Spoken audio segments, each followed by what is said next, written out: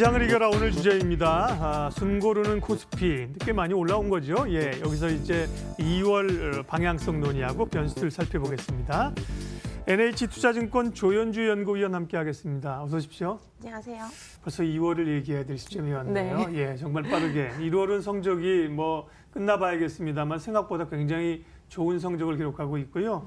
역시 외국인의 매수세가 뒷받침하고 있습니다. 그 얘기 저희도 좀 했는데요. 외국인의 매수세가 소위 이제 바이코리아가 2월에도 좀 더 이어질 수 있을까요? 네, 일단은 외국인 투자자들이 신흥국을 매수하는 조건은 세 가지입니다. 네. 저금리, 저유가, 그리고 약달러. 이 세 가지 조건이 만약에 지속된다라고 본다면은 계속해서 외국인 매수세는 유입될 수 있다라고 보고 있는데, 사실 뭐 미국 금리가 올라오게 되면 당연히 자금 전부 다 대부분이 이제 미국 쪽으로 흘러갈 수밖에 없고요. 신흥국은 원유 수입국이 대부분이기 때문에 유가가 낮을수록 오히려 경제적인 측면에서는 이롭습니다. 그리고 달러 흐름도 신흥국 환율이 강세를 보여야지만이 결국에는 외국인 투자자들 입장에서는 환차익을 얻을 수 있기 때문에 저희는 이 세 가지 조건이 유지된다라는 존재 조건 하에서 외국인 매수세는 좀 이어질 수 있다 이렇게 판단을 하고 있는데요. 다만 지금 좀 빠르게 외국인들이 들어왔다라는 부분은 어쩔 수가 없는 것 같습니다. 그래서 저희가 봤을 때는 2월 같은 경우는 속도 조절이 좀 가능하다 이렇게 평가를 하고 있고요. 이전에도 계속해서 말씀드렸듯이 미국이라든가 한국 기업들의 실적 그리고 경기 지표 펀더멘털은 약한 상황이기 때문에 지금 들어온 외국인 자금들은 그동안의 악재 결국에는 경기 이벤트의 불안감에 의한 안도랠리라고 보고 있어서 추가적인 상승 모멘텀이 나타나지 않는다면 속도 조절은 좀 가능하다 이렇게 평가하고 있습니다. 네, 외국인의 매수세는 당장 끊기지는 않겠지만 탄력이나 속도 조절은 좀 필요해 보인다. 탄력은 좀 둔화될 수 있다는 말씀이시고요. 2월을 맞이하면서 이번 1월 마지막 주간에 굵직한 이벤트가 많은데 특별히 FOMC하고요. 미중 고위급 무역 협상인데 FOMC야 뭐 무난하게 지나가지 않겠느냐 생각하지만 미중 고위급 협상이 좀 덜컹거리지 않을까 우려가 됩니다. 네, 맞습니다. 아무래도 이번 주가 가장 중요한 이벤트라고 저희는 좀 생각을 하고 있는데요. FOMC 같은 경우에는 뭐 기존의 금리 인상 중단 입장을 좀 재차 확인할 수 있을 것 같고요. 다만 이제 점도표가 발표가 안 되기 때문에 하향 조정에 대한 여부는 좀 지켜봐야 된다라고 보고 있습니다. 일단은 뭐 상당한 인내심이 필요하다. 금리 인상에 대해서는 이러한 언급을 계속해서 해왔기 때문에 저희는 1월 성명서에서 이런 문구가 삽입이 될 수 있다라고 평가하고 있고. 그렇게 되면은 상반기까지는 금리 동결 기조가 유지될 수 있다. 그래서 앞서 말한 저금리 기조는 좀 유지될 것 같고요. 미중 고위급 회담 같은 경우는 이제 지적재산권이랑 시장 개방에서 대타협까지는 저희도 보고 있지는 않습니다. 다만 협상에 진전이 있다라는 뉴스만 나오더라도 시장의 안도랠리는 지속될 수 있기 때문에 일단은 협상의 진전 여부 정도는 저희가 좀 기대하고 있는 상황이다.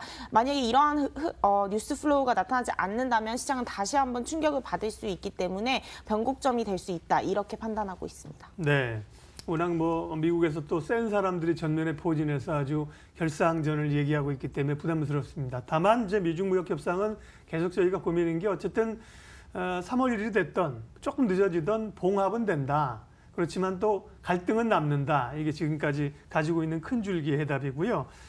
미국의 연방정부 일시패스 셧다운은 3주간 이제 다시 업무를 재개하기로 해서 조건부 합의를 했는데 보통 대통령이라면 이제 꼬리 내리면서 슬그머니 타협하는 건데 이제 트럼프이기 때문에 정말 3주 후에 또 무슨 짓을 할지 우리가 좀 몰라 불안한 양국이 있는데요.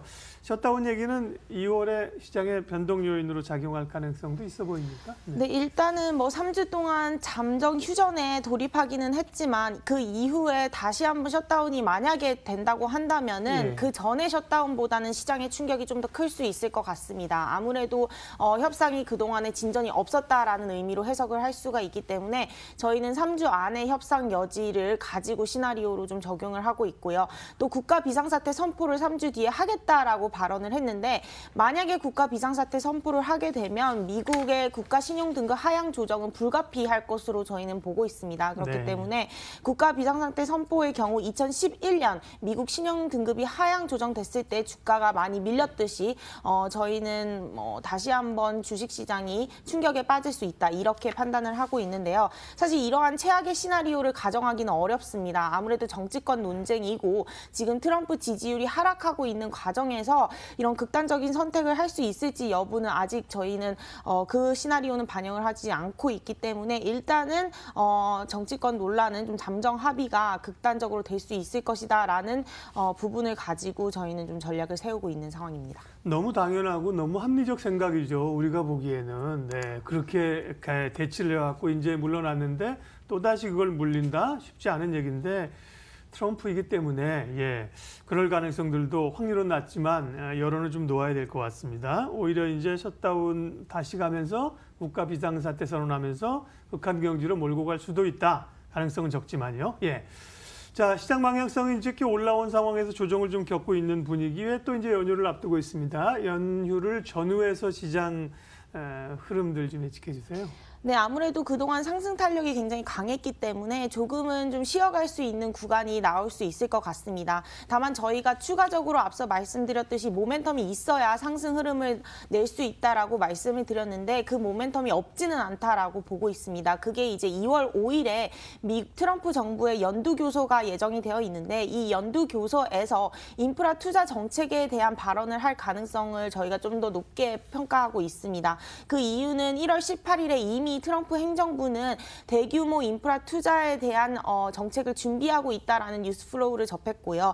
또 2017년에 1.7조 달러라는 인프라 정책을 발언을 연두교서에서 했음에도 불구하고 미중 무역 정책으로 이게 실현이 되지 않았다는 점에서 2019년 하반기에 이제 재선 진입의 이제 구도에 진입을 하게 되는데 그때 이제 지지율을 상승하기 위한 가장 유력한 그리고 민주당과 가장 노이즈가 없는 정책이 인프라라고 저희는 생각을 하고 있어서 2월 5일에 인프라 투자 정책에 대한 발언을 할 경우에는 시장은 다시 한번 경기 민감주 중심으로 모멘텀을 좀 받을 수 있을 것이다라고 평가하고 있습니다. 네.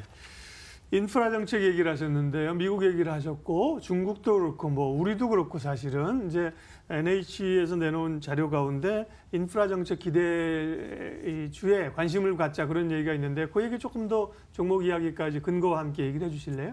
네, 일단 최근에 뭐 시장이 좀 강세를 보였던 가장 큰 이유는 경기 이벤트들의 해소, 그러니까 공포심리 완화였다면 이제 앞으로 추가 상승 모멘텀은 저희는 정부들의 리플레이션 정책이라고 생각을 하고 있습니다. 앞서서도 항상 2016년 초와 지금이 굉장히 비슷하다라고 말씀을 드렸는데 그때 당시에도 정책 모멘텀으로 주가가 완만한 상승을 이어가면서 정고점을 회복할 수 있었다라고 볼 수 있는데 올해도 중국 같은 경우는 증치세 인하라는 부분이 있고요. 또 자동차랑 가전제품에 대한 소비자들에게 지원금을 주는 하향 정책도 있습니다. 그리고 이러한 부양책이 효과가 없을 경우에는 부동산 정책도 좀 만지고 있기 때문에 일단 중국 같은 경우는 3월 양회 전후로 좀 의미 있는 정책들이 나올 수 있다라는 점에서 하나의 모멘텀이 될 수 있을 것 같고요. 두 번째는 이제 앞서 말씀드린 대로 미국의 인프라 정책입니다. 1월 18일에 백악관에서 얘기가 나왔던 것이 어떤 거냐면